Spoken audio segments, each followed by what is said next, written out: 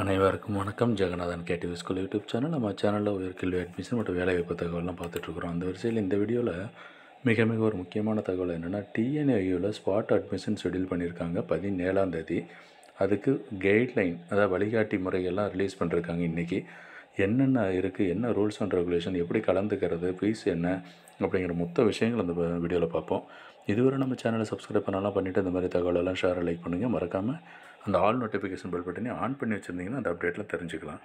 இந்த அஃபீஷியல் வெப்சைட்டில் பார்த்தீங்கன்னா டிஎன்ஏயில் இந்த டாப்பில் இருக்கு இல்லைங்களா, அதுதான் TNAU guidelines for spot admission 2024. Just click பண்ணுங்கள். 2024 ஸ்பாட் அட்மிஷன் சொல்லியிருக்கு. பொதுவாக அந்த ஸ்பாட் அட்மிஷன் எல்லா வருஷத்துக்கும் ரூல்ஸ் ஒரே மாதிரி தான் இருக்கும். அந்தந்த வருஷத்துக்கு உள்ள விஷயத்தை இதில் பார்த்துக்கலாம் இருக்குது. சரி, இதுதான் தமிழ்நாடு வேளாண்மை பல்கலைக்கழகம் கொடுத்துருக்காங்க. ஸ்பாட் அட்மிஷனுக்கு என்ன இன்ஃபர்மேஷன் சொல்லியிருக்குன்னா, தனியார் இணைப்பு கல்லூரிகளில் மட்டும் காலியாக உள்ள இடங்கள், தனியார் இணைப்புனா அஃபிலியேட்டட் ப்ரைவேட் காலேஜஸில் இருக்கிற காலி இடத்துக்கு மட்டும்தான் ஸ்பாட் அட்மிஷன் நடக்குது 17ஆம் தேதி. சரி, எப்படி நடக்கும் அப்படின்னு சொன்னால், நேரடி கலந்தாய்வு. நேரடினா ஆஃப்லைன், நீங்கள் அங்கே போகணும், எங்கள் யூனிவர்சிட்டிக்கு போகணும். ஓகேங்களா? உடனடி மாணவர் சேர்க்கையில் கலந்து கொள்ள விருப்பமுள்ள மாணவர்கள் கலந்தாய்வுக்குரிய குறிப்பிட்ட தேதியில் தமிழ்நாடு வேளாண்மை பல்கலைக்கழகம் கோயம்புத்தூரில் வந்து கலந்து கொள்ள வேண்டும். அங்கே போகணும். கோயம்புத்தூரில் டிஎன்ஏ யூனிவர்சிட்டிக்கு போய்ட்டு நீங்கள் அட்டன் பண்ணலாம். சரி, என்னென்ன கண்டிஷன்ஸ்லாம் இருக்குன்னு பாருங்க.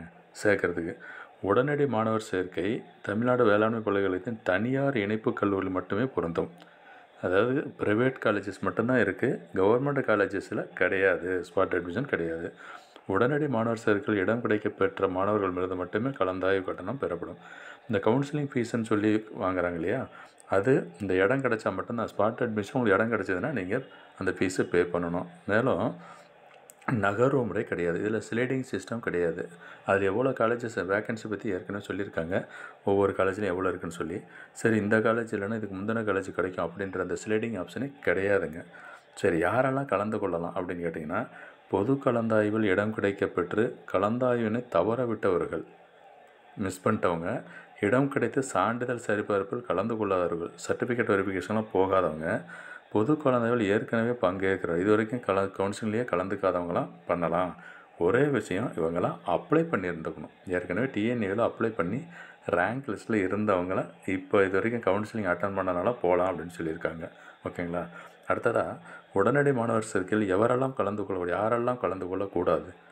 பொது கலந்தாய்வில் இடம் கிடைக்கப்பெற்று ஏற்கனவே சேர்க்கை பெற்றவர்கள், ஏற்கனவே கவுன்சிலிங்கில் கிடச்சி கவுன்சிலிங் ஜாயின் பண்ணி இடம் கிடச்சிருந்தவங்க, ப்ளஸ் இந்த டிஸ்கண்டினியூ ஆனவங்க, ப்ளஸ் தனியார் கல்லூரியில் மேனேஜ்மெண்ட் கோட்டா, அதாவது மேனேஜ்மெண்ட் கோட்டாவில் சேர்ந்தவங்க, இவங்கெல்லாம் கலந்து கொள்ள முடியாது அப்படின்ட்டாங்க.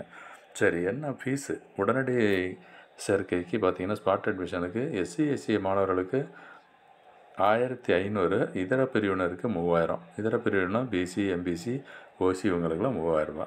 சரி, தனியார் இணைப்பு கல்லூரிகளுக்கு ஆண்டு கட்டணம். இதுக்கு நிறைய பேர் கேட்டிருந்தாங்க, சார் ஸ்பாட் அட்மிஷனில் போனால் எவ்வளோ ஃபீஸ் இருக்கும், அதிகமாக கம்மியான? பட் அவங்க சொல்லியிருக்கிறது 40,000 தான். 40,000 முதல் 50,000 வரை அப்படின்னு சொல்லியிருக்காங்க. இது ஹாஸ்டல் மெஸ் ஃபீஸ்ன்னு அது கிடையாது, மெஸ் ஃபீஸ் கிடையாது. ஓகேங்களா?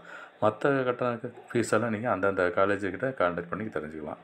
அப்புறம், உடனடி மாணவர் சேர்க்கை நடைபெறும் நாளன்று பின்பற்ற வேண்டியது என்ன ஃபாலோ பண்ணணும். அங்கே உடனடி மாணவர் சேர்க்கையில் கலந்து கொள்ள விருப்பமுள்ள மாணவர்கள் சேர்க்கை நடைபெறும் வளாகத்தில் குறிப்பிட்ட நேரத்தில் என்ன டைமோ அந்த டைமுக்கு போகணும். இதற்கான கால அட்டவணை இந்த வெப்சைட்டில், அதாவது டைம் டேபிள் வந்து ரிலீஸ் பண்ணுவாங்கன்னு சொல்லியிருக்காங்க. உடனடி மாணவர் சேர்க்கையின் போது தனியார் இணைப்பு கல்லூரிகளுக்கான உணவு மற்றும் தங்குமிட கட்டணம் குறித்த விவரங்களை, அது ஹாஸ்டலில் மெஸ் ஃபீஸு இதெல்லாம் வந்துட்டு அந்தந்த காலேஜில் எந்த காலேஜில் நீங்கள் சாய்ஸஸ் சேர்த்தீங்களோ அந்த காலேஜில் நீங்கள் கான்டாக்ட் பண்ணிக்கலாம். உடனடி மாணவர் சேர்க்கையில் கலந்து கொண்ட மாணவர்களின் வருகை பதிவேடு, அட்டண்டன்ஸு நீங்கள் போனவுடனே ரெஜிஸ்டர் பண்ணணும். ரெஜிஸ்டர் பண்ணும்பொழுது மார்க்கெல்லாம் பதிவு பண்ணுவீங்க. அந்த மார்க்கை வச்சு தான், மெரிட் பேசிஸ் தான் அவங்க உங்களுக்கு டேட்டாஸை வந்து ஃபில் பண்ணி கொடுப்பாங்க. ஓகேங்களா? அடுத்ததாக, தரவரிசையின் அடிப்படையில் மாணவர்கள் கல்லூரி மற்றும் பட்டப்படிப்பினை தேர்வு செய்யலாம். அதான் சொன்னேன் இல்லையா, இந்த விஷயந்தான்.